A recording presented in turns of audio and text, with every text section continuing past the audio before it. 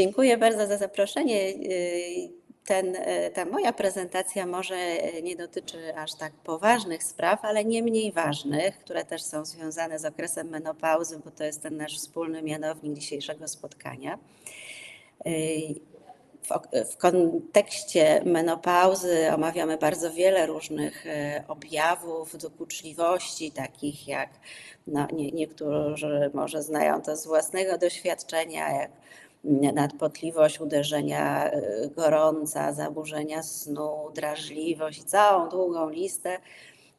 Ale dosyć rzadko mówi się w tym kontekście o łysieniu androgenowym. Łysienie androgenowe kojarzy nam się z łysiejącymi panami, a to jest tylko część prawdy, bo łysienie androgenowe dotyczy również niestety kobiet. Jak to mi idzie ze slajdami? Dobrze. Jaki wpływ ma łysienie na jakość życia, to myślę, że jest dla wszystkich oczywiste. Nawet jeżeli to nie jest tak poważne jak choroba zakrzepowo-zatorowa, to życie potrafi skutecznie obrzydzić. I myślę, że nikomu, a zwłaszcza kobietom, nie muszę tego tłumaczyć. Nawet wypadanie włosów bez widocznego przerzedzenia może wzbudzać panikę, a co dopiero takie wyraźnie widoczne łysienie, które może być naprawdę bardzo kłopotliwe i bardzo obniżać jakość życia.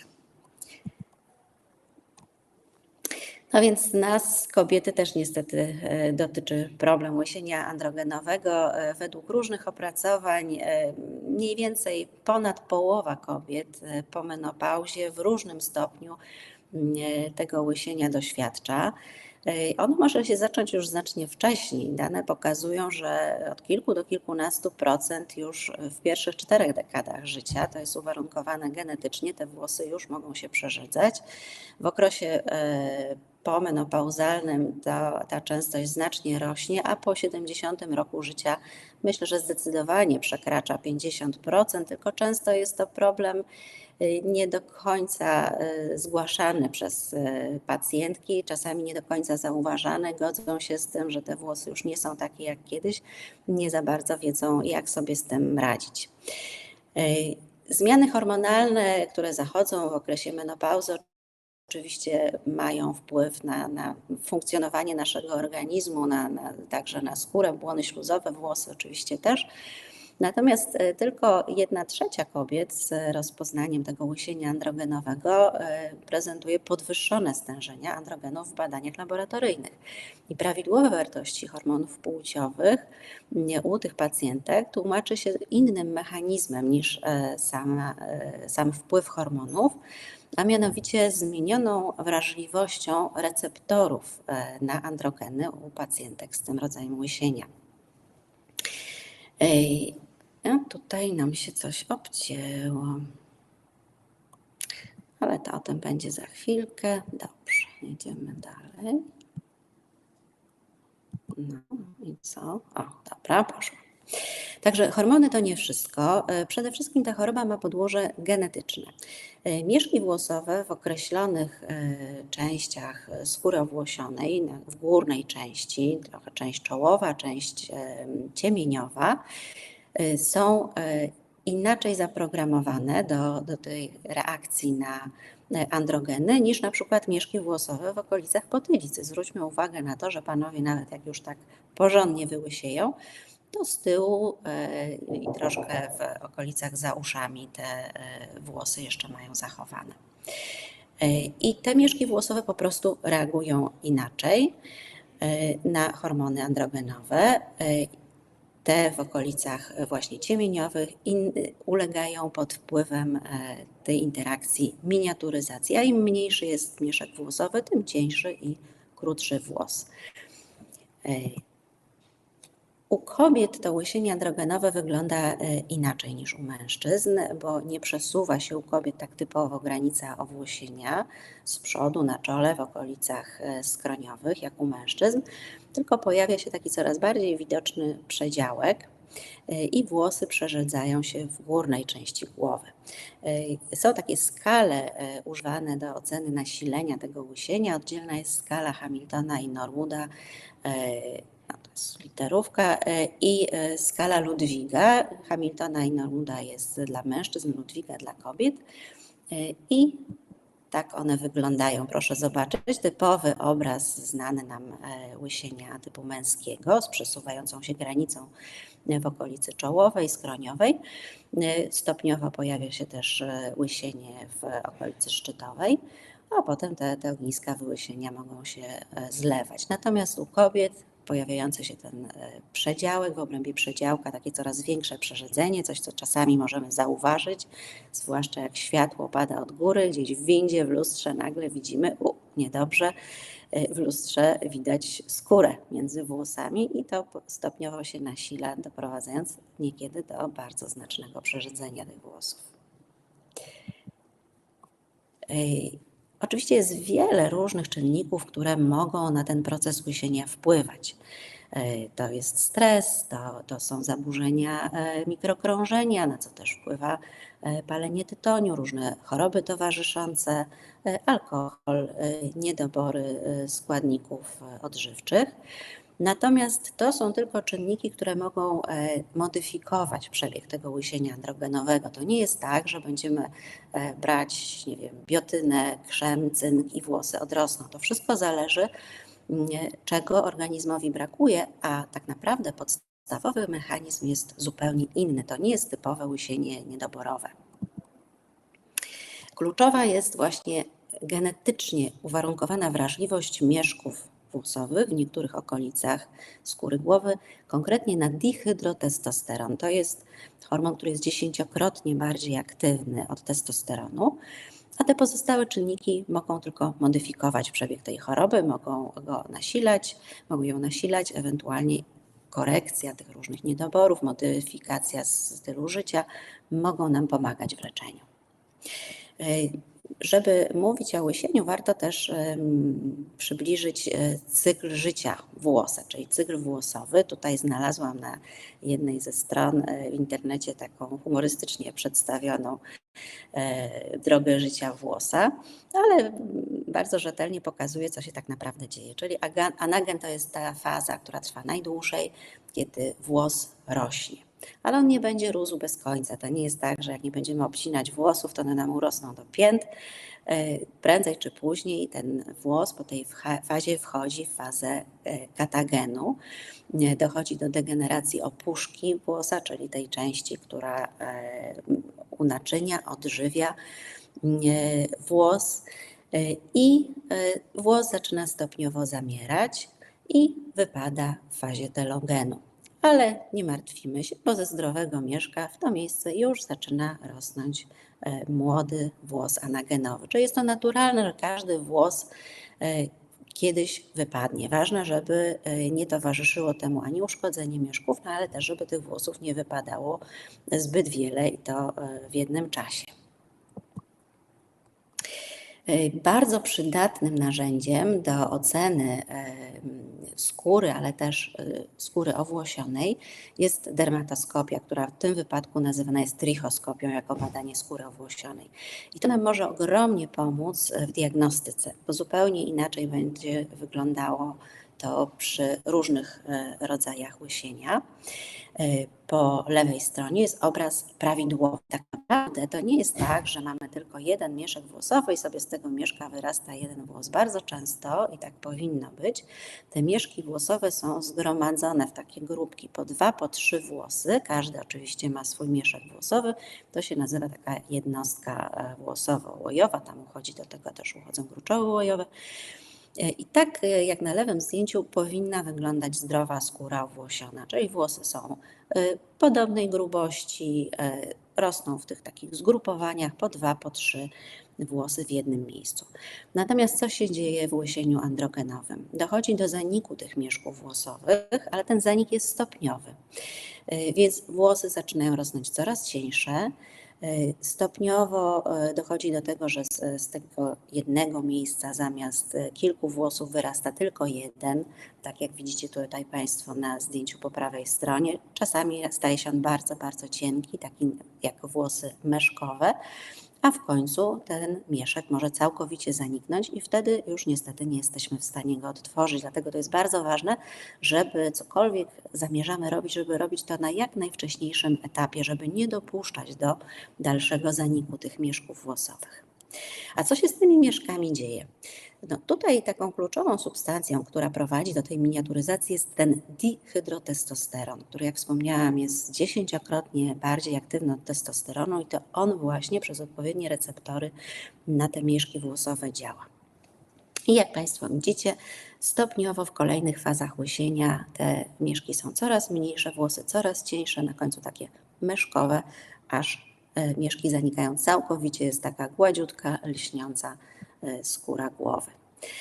I co powoduje, oj, tu się popsuło coś, co powoduje ta reakcja, że powstaje dihydrotestosteron, powstaje z testosteronu pod wpływem, tu niestety jakaś wpadka na slajdzie, tam pod tym czerwonym kwadratem jest napis 5-alfa-reduktaza. Kluczowy jest to enzym, który katalizuje tę reakcję przetworzenia testosteronu do dihydrotestosteronu. I to jest taki punkt uchwytu, taki najważniejszy, gdzie możemy tę reakcję zablokować, zwłaszcza jeżeli zrobimy to w sposób celowany na poziomie mieszków włosowych. Druga opcja, tu już strzałka ładna, to wypchnąć dihydrotestosteron z receptorów. Czyli nawet jeżeli on już jest wytworzony, to żeby uniemożliwić jego dalsze działanie poprzez receptory dla niego. No i inhibitory 5-alfa-reduktazy w tej chwili to jest w zasadzie taka podstawa leczenia łysienia androgenowego, oczywiście u mężczyzn.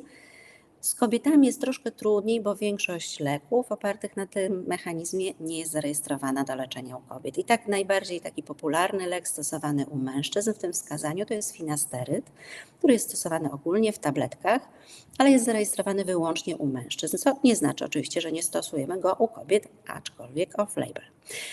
Kolejny preparat, dutasteryd, również bardzo skuteczny, stosowany jest ogólnie, natomiast rejestrację obejmuje wyłącznie leczenie łagodnego rozrostu gruczołu krokowego, czyli u mężczyzn, co znowu nie znaczy, że nie stosujemy go u kobiet off-label.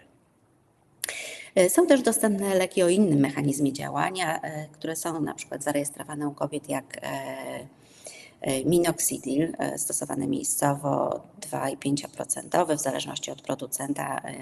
W niektórych preparatach jest zawarta rejestracja dla kobiet, u innych preparat 5% nie ma tej rejestracji, ale wiemy, że możemy go bezpiecznie stosować.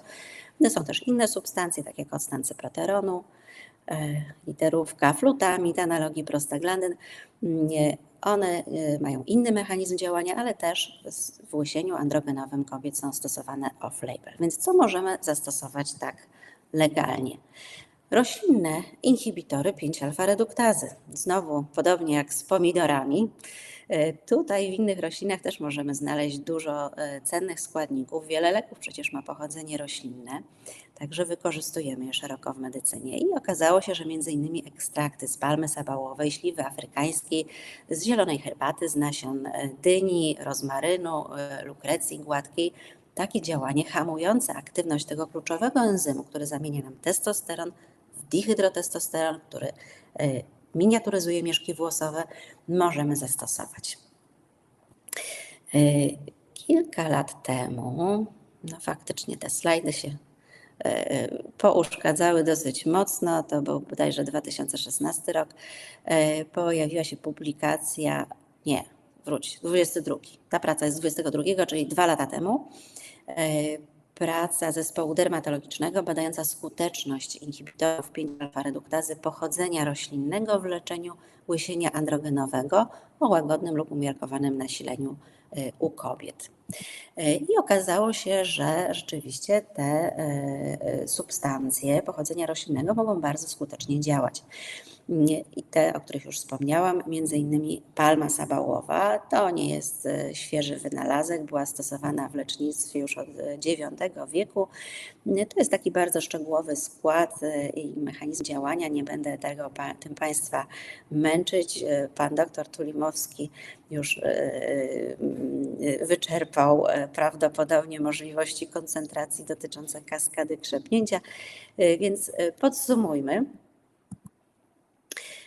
Palma sabałowa ma z jednej strony działanie bezpośrednie za pośrednictwem receptorów cytoplazmatycznych dla dihydrotestosteronu, to o czym już wspomniałam, i androstendiolu, ale także efekt pośredni na drodze hamowania aktywności 5-alfa-reduktazy, czyli na dwa sposoby osłabiamy działanie dihydrotestosteronu na mieszki włosowe.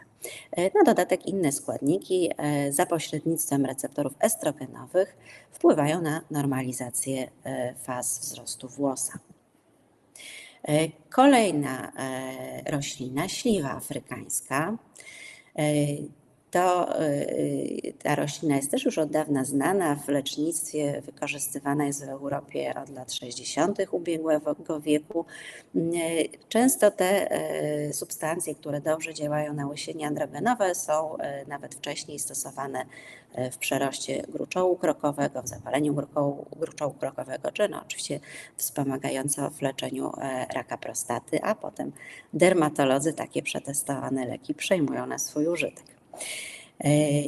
Tu jest znowu lista składników aktywnych dla dociekliwych, ale to, co znowu bardzo ważne, to jest zdolność hamowania 5-alfa-reduktazy i wypieranie dihydrotestosteronu z receptorów, uniemożliwiając jego skuteczne dalsze działanie.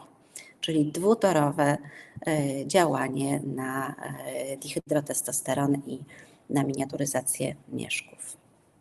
No jakieś trzęsienie ziemi tutaj było przy przesyłaniu slajdów, ale kawałek mamy. Pojawiło się w 2016 roku hiszpańskie badanie randomizowane z podwójnie ślepą próbą, takie rzetelnie przeprowadzone na grupie 40 kobiet z łysieniem androgenowym, średni wiek 58 lat, czyli taki w sam raz na łysienie androgenowe kobiet. I pacjentki w grupie, która otrzymywała preparat, przyjmowały kompleks zawierający właśnie połączenie ekstraktów z palmy sabałowej i śliwy afrykańskiej o nazwie Alpha Block przez 16 tygodni w porównaniu z grupą kontrolną otrzymującą placebo. No i okazało się, że to badanie wykazało skuteczność i bezpieczeństwo takiego leczenia. Zaraz będziemy mieć dokładniejsze dane. O 12% po 4 miesiącach, po 16 tygodniach było więcej włosów w fazie wzrostu tego anagenu, o 12% mniej włosów w tej fazie końcowej, w fazie wypadania, czyli w fazie telogenu i o połowę większa odporność, 50% większa odporność na pociąganie. To jest tak zwany pull test, taki stary test przeprowadzany w ocenie wypadania włosów. Bardzo prosty, troszkę może zawodny, ale w czasach, kiedy nie było dermatoskopów, troszkę nam w tym pomagał. Polegał na takim przesunięciu ręką przez włosy i patrzymy, ile tych włosów nam w palcach zostaje. Oczywiście, jeżeli pacjentka świeżo miała umytą głowę, wyczesaną, to było ich mniej. Jak bała się dotykać do głowy przez kilka dni, to było ich więcej, więc jest to takie bardzo orientacyjne. Niemniej jednak też jest to dodatkowym potwierdzeniem tego, że włosy rosną lepiej przy takiej suplementacji. Aktywność tej hamowania 5-alfa-reduktazy była również potwierdzona w badaniu in vitro, gdzie osiągnięto 68% inhibicję, czyli hamowanie aktywności tego enzymu. Czyli mamy potwierdzenie naukowe, że te substancje działają. Kto może stosować ten kompleks Alpha Block? No przede wszystkim jest dedykowany dla pacjentek, także pacjentów z łysieniem androgenowym, bo tu uderzamy właśnie w ten kluczowy mechanizm łysienia androgenowego, czyli przede wszystkim kobiety w wieku menopauzalnym, ale również można wspomagająco stosować u kobiet z zespołem jajników policystycznych, w chorobach tarczycy z towarzyszącym łysieniem, czy wypadanie włosów po porodzie, po zakończonym karmieniu. Nie stosujemy w ciąży, w czasie karmienia i u dzieci do 12 roku życia bez konsultacji z lekarzem. Ten kompleks Alpha Block jest zawarty w preparatach Complidermol 5-alfa, które w swoim portfolio zawiera i suplement diety w postaci kapsułek, lotion i szampon, także na różne sposoby i od środka i z wierzchu możemy włosy wspomagać. Poza tym aktywnym kompleksem z wyciągów roślinnych proszę zwrócić uwagę, że te preparaty zawierają też dużo dodatkowych składników, takich jak L-cysteina, izoflawonoidy, o czym już rozmawialiśmy wcześniej, witamina E, B5, B6, biotyna, żelazo, cynk. Dodatkowo w preparatach do stosowania zewnętrznego, w locjonie i w szamponie jest ginkgo biloba i pantenol, także to działanie dodatkowo wspomagające jest jeszcze szersze. Te dodatkowe składniki, tak jak L-cysteina, to jest aminokwas, który jest składnikiem keratyny, czyli głównego budulca skóry, włosów i paznokci. Izoflawonoidy o właściwościach antyoksydacyjnych, proestrogennych i też przeciwnowotworowych.